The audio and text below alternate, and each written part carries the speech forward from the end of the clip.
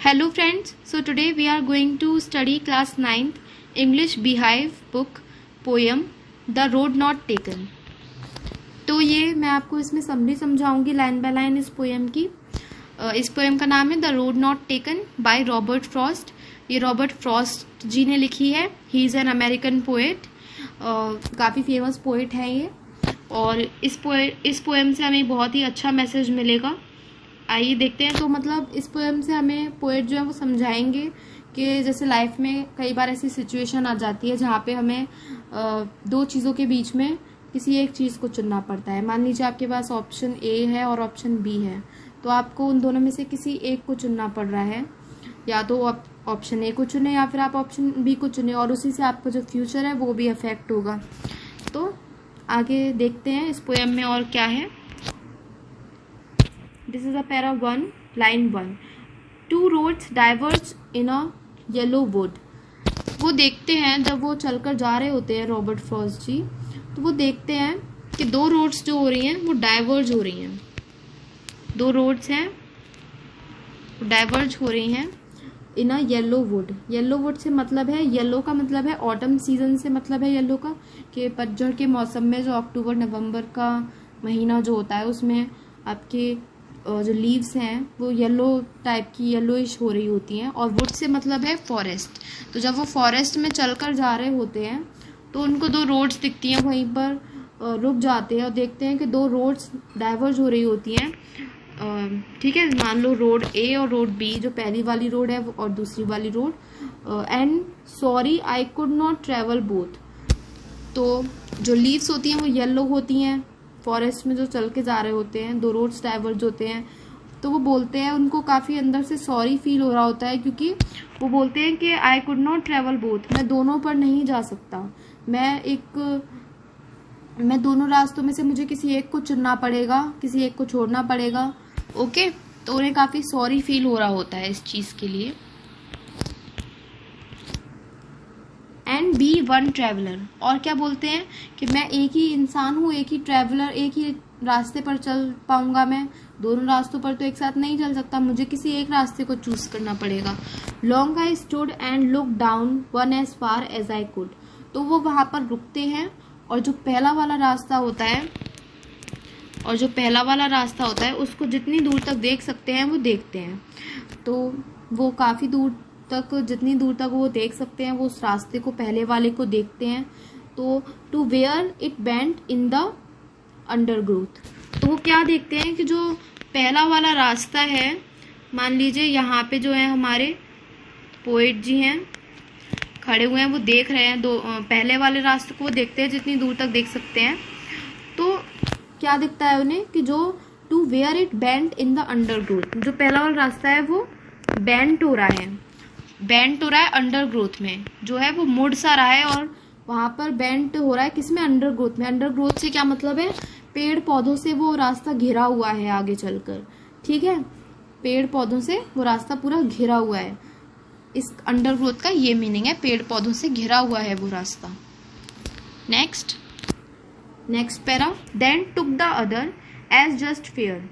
तो जब वो दूसरी वाली रोड देखते हैं तो बोलते हैं कि ये भी इक्वली उनको वो भी अच्छी लग रही थी road. And having perhaps the better claim.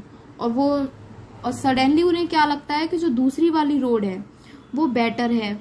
अब ऐसा क्यों लगता है उनको कि वो जो दूसरी वाली रोड है वो बेटर है? Because it was grassy and wanted wear. क्योंकि वो काफ़ी ग्रासी थी वहाँ पे, जो दूसरी वाली रोड थी उनको वहाँ पे ज़्यादा ग्रास उगी सी लग रही थी, वहाँ पे ग्रास काफ़ी थी। और वांटेड वियर, और ऐसा लग रहा था जैसे वहाँ से कोई चलकर गया ही नहीं है, बिल्कुल फ्रेश घास लग रही थी वो, काफ़ी ब्यूटीफुल रोड लग रही थी वो उनको, इस वजह से। तो अगर ये क्वेश्चन आए कि why the poet find the second road better claim, then you will answer that it was grassy and wanted wear. ऐसा लग रहा था कि वहाँ पे बहुत सारी ग्रास उगी हुई है फ्रेश, और वहां से कोई चलकर नहीं गया है, बिल्कुल फ्रेश ग्रास लग रही है। Okay, next, though as for that the passing there had warned them really about the same. इसका क्या मीनिंग है? अब क्या होता है, अब वो जो पोएट हैं वो रोड नंबर 2 पे चलना शुरू कर देते हैं। दो मतलब वहाँ से पास हो रहे होते हैं, उससे उस रोड पे चलना शुरू कर देते हैं, वो सेकंड वाले रोड पे। तो अब उन्हें क्या लगता है, दो एस्कॉर्ट पासिंग देयर, जब वो वहाँ से पास हो रहे होते हैं तो उनको ऐसा फील होने लगता है कि शायद दोनों ही रोड सेम थी, had warned them really about the same. तो उनको ऐसा लगने लगता है कि शायद दोनों में कोई डिफरेंस नहीं है, सेकंड रोड है उसमें भी कोई ज़्यादा डिफरेंस नहीं है। उन्हें सेकंड वाली रोड चूज की थी तो उन्हें लगा था कि ये वाली बेटर है रोड, बट ऐसा कुछ भी उन्हें फिर फील नहीं हुआ। बाद में जाके उन्हें लग रहा था पहले कि वो ब्यूटीफुल है और बेटर है, बट ऐसा उन्हें फिर नहीं लगा, क्योंकि उनको दोनों ही इक्वली सेम लग रही थी रोड। ओके, सेम लग रही थी उन्हें इक्वली।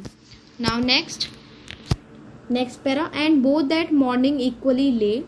तो पोएट ने यहाँ पे हमें ये बताया दैट दिस मॉर्निंग, ये मतलब जिस मॉर्निंग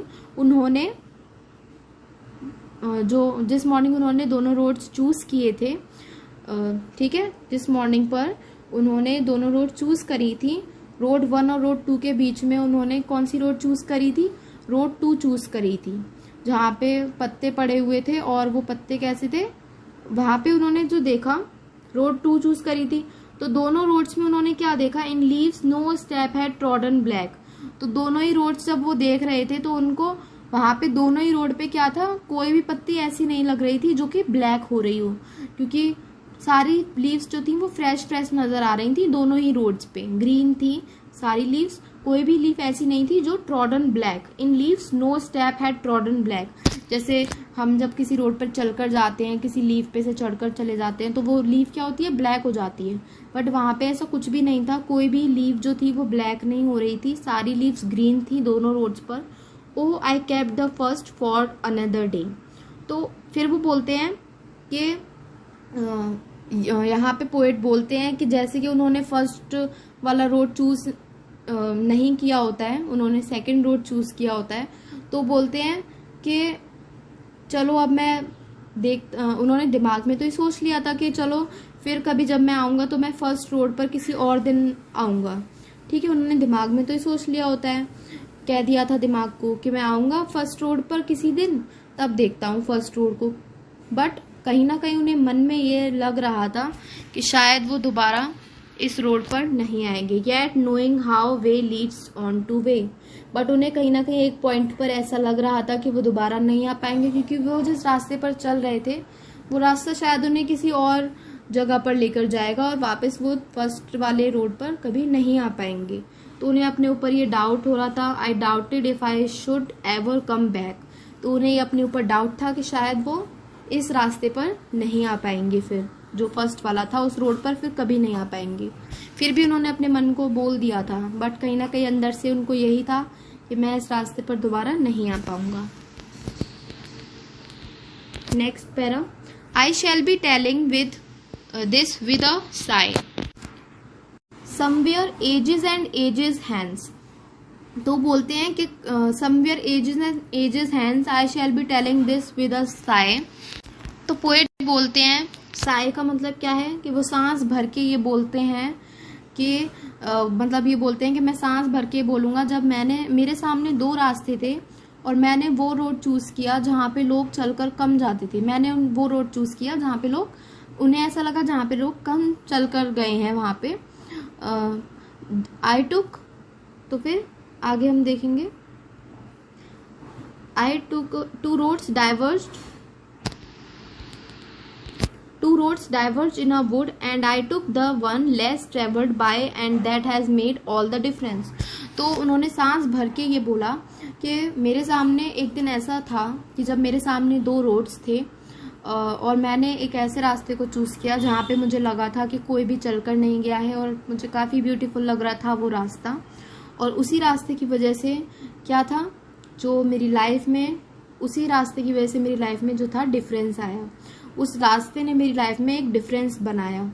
और स्टिल उन्होंने हमें यही बताया कि जिस रोड पर वो चले उस पर काफ़ी डिफ़िकल्टीज़ आई, बट डिफ़िकल्टीज़ को हमें क्या करना होता है, डिफ़िकल्टीज़ को हमें ओवरकम करके आगे बढ़ना होता है, तभी हम आगे सक्सेस पा सकते हैं। ओके, तो इस पोएम से यही मतलब है तो जल्दी जल्दी हम क्विकली रिवाइज कर लेते हैं इस पोएम को कि हमने क्या क्या पढ़ा।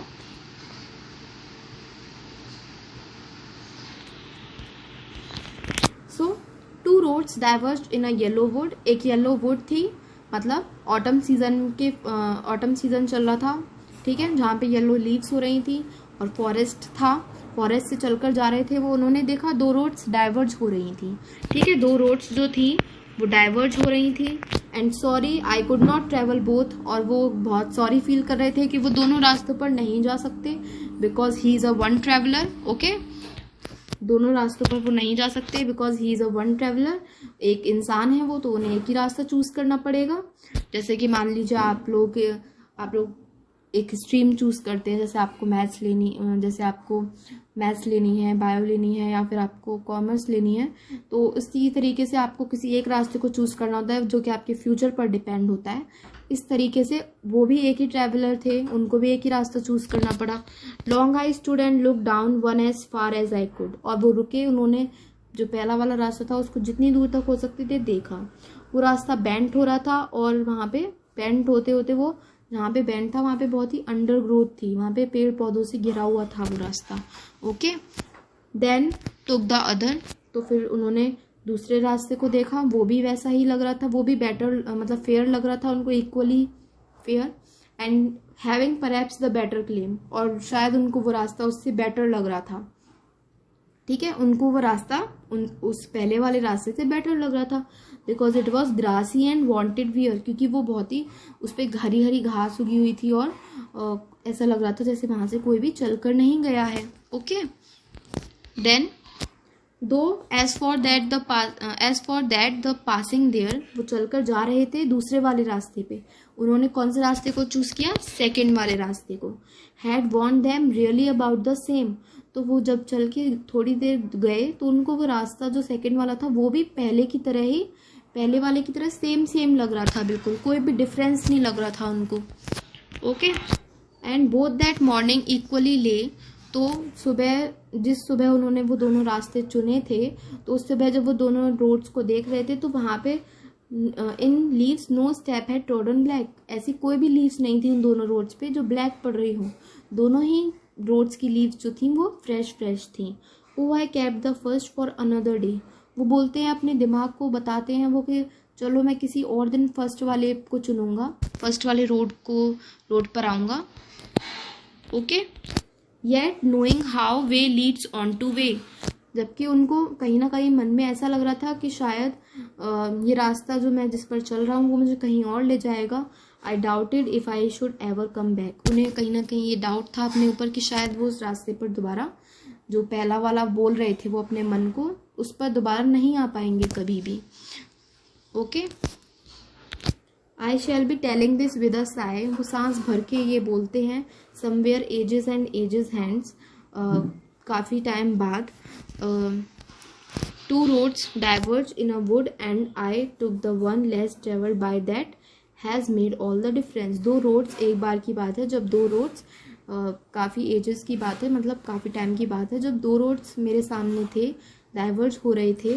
ओके, 2 roads मेरे सामने डाइवर्ज हो रहे थे एक फॉरेस्ट में जब मैं चल कर जा रहा था, तो मैंने ऐसे रास्ते को चुना था जो कि जिस पर कम लोग चल कर जा चुके थे, और काफ़ी अच्छा मतलब बेटर रास्ता था वो, मुझे लग रहा था कि उस पर काफ़ी कम लोग चल कर गए हैं, ब्यूटीफुल रास्ता है।